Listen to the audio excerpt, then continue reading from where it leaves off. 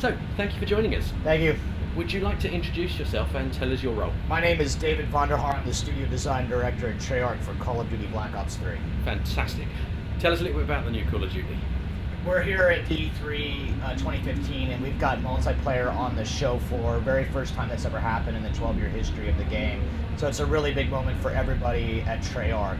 What we brought down is a couple of maps and some fan favorite game modes. So we're really talking about the new combat movement system.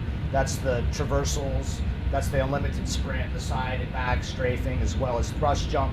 It's also got a power slide, it's got swimming, it has wall running. All of those mechanics work together to form up what we call the combat movement system.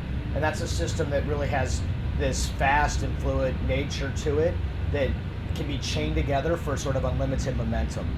On top of that, across the floor, people are playing with the gunsmith, the paint shop. Those are brand new ways to customize your weapon. It's effectively a way to paint your own type of emblem or style or camo on the back of your gun and the most visible, highly visible areas of the gun, and show it off with your friends. Those are variants that you can make and name yourself and save, and you can bring them back into Create a Class later and actually collect stats on them. And then sort of the brand new thing that's on the floor that no one's seen before E3 Open is that we've brought 6 specialists, 2 of which are new. People have heard about Ruin and Seraph and Outrider and Reaper, but we also have Prophet and Nomad, and those have been unveiled here at E3. Okay.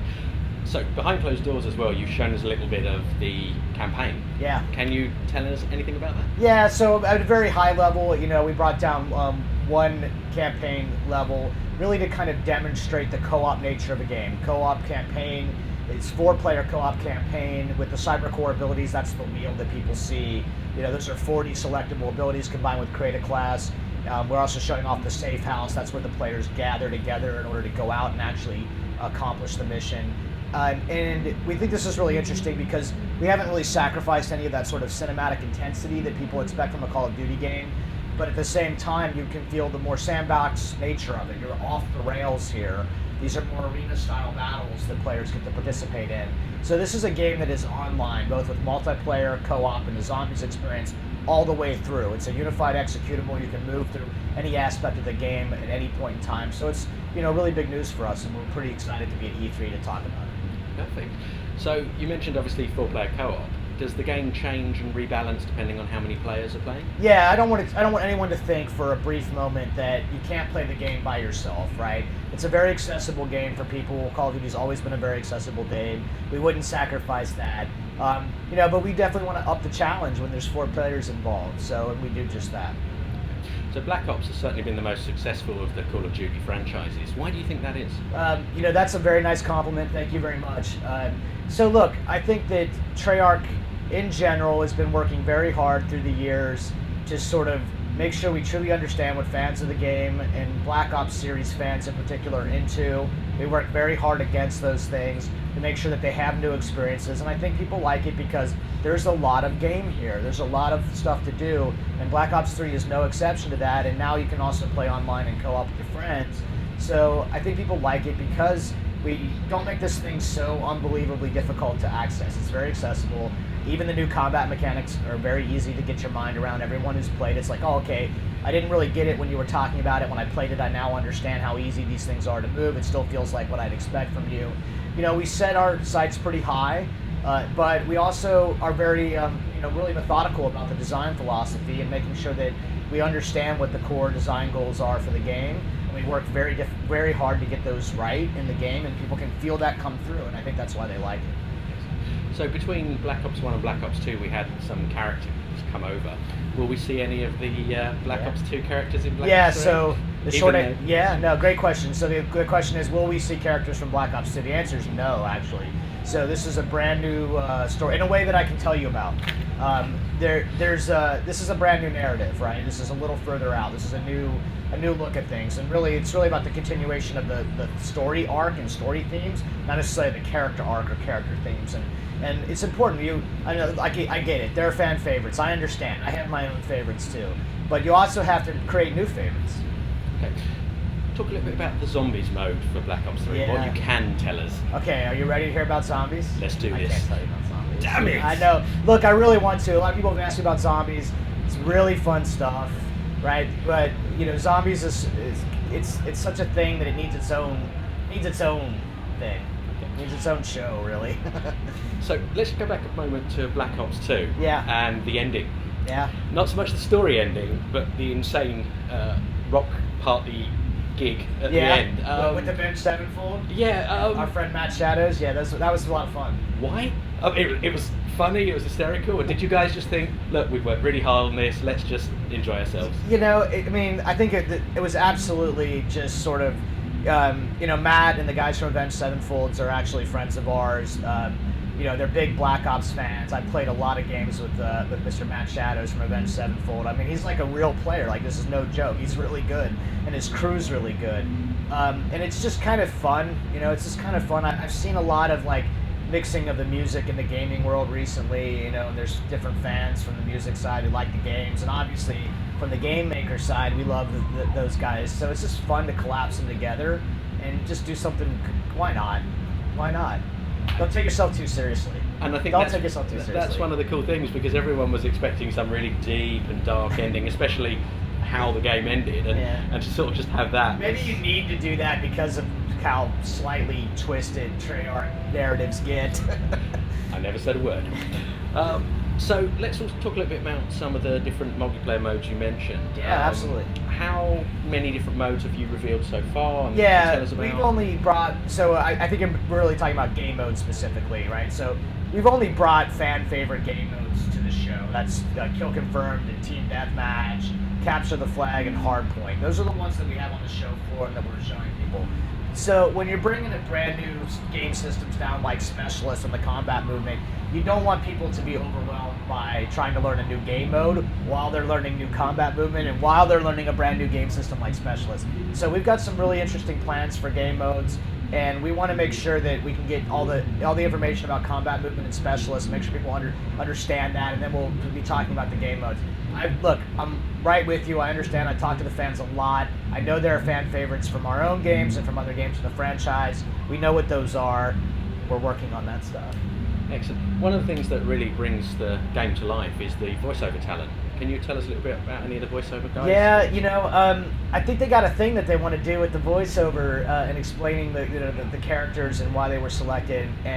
But I'll tell you like a personal anecdotal story without putting the name in yet, because can't.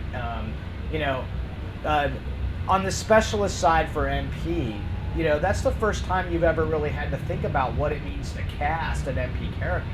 Those are 9 characters. All of them have their distinct sort of a weapon or ability, but they also have backstory and personality and names and fiction that relates together. So it was a lot of fun for me personally as a game designer to think about that kind of stuff in the context of MP, and then working with some very interestingly talented folks in the VO to try to make sure they capture the essence of the character. And my favorite is not been revealed yet. It's one of the 3 that's not been revealed, but people are going to recognize this particular person and the voice and be like, oh yeah, that makes perfect sense. Which you wouldn't think about, right? That's the best part about that stuff, is it's like, oh no, that doesn't. And then when you see it in the game, you're like, wow, of course, right? It makes perfect sense. And that's the best part about working with the voice actors to help us get the game to feel the way you want it to feel, and communicate the personality that you need it to have. Excellent. What do you guys use for inspiration for the different levels in the game then? Yeah, so look, we take inspiration from lots of places, and influences are all around us. Obviously, to be really direct about it, we're gamers, so we play a lot of games, everybody's games. We also are pop culture fiends, right? Lots of movie and cultural reference. There's several of us in a pretty nerdy book club that we all dig through sort of for material and reference. So when you're making this kind of game and really trying to generate the sort of twisted narrative that would only come from Treyarch, you really have to look across the broad spectrum of things, right? Get from pop culture, music, and media. I just listen to music 24/7. I get lots of ideas just listening to music. Excellent.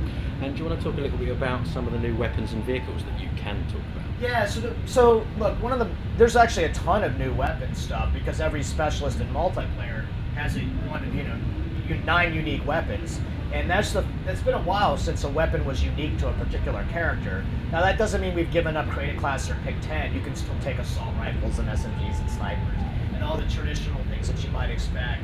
But there we've got things like the Tempest. That is a chain lightning gun. You shoot it, shoots a bolt of lightning, hits somebody, and then chains to other people. Or the Hive, which shoots these goblets, which will trigger a nano trap. It means swarms of nanobots come out and they chase enemies down and consume them. And then you have the Annihilator, which is this giant hand cannon. It's like if you or I tried to use that gun, it would break our arm. But that character Seraph has a cybernetic arm to keep her from being able to actually handle that weapon. And that's just on the multiplayer side, right? So you know how we are with the zombie weapons, which we're not talking about, and you also know that in campaign, you'd often been just handed the gun and say use this gun. But when you're doing this kind of game, it's a co-op game that's off the rails. You have a lot more agency as a player over your weapon selection and what you take into the fight. And why should people play Black Ops 3? Why should they play it? Yeah. Sorry, it's loud. People should play Black Ops 3 because it's one of the largest Call of Duty games that's ever been generated. A co-op campaign that you can play with your friends or play by yourself without sacrificing the cinematic intensity you'd expect. But you've also got the largest campaign experience that's ever existed in any of our Call of Duty Treyarch games before. And then multiplayer's got a brand new combat movement system as well as the Specialist. And then still create a class, still pick 10, still score streaks, still the most aggressive progression systems and reward systems that have ever existed. There's a lot of game here. And before we wrap up, have you got a message for the fans? Yes. Listen, we pay attention. I am listening to you. You guys know that, right? So keep it coming because it's helpful. Be constructive, and I'm paying attention. Call of Duty Black Ops 3 will be available on November 6th for PlayStation 4, Xbox One, and PC. David, thank you very much for your time today. Thank you very much. Appreciate it.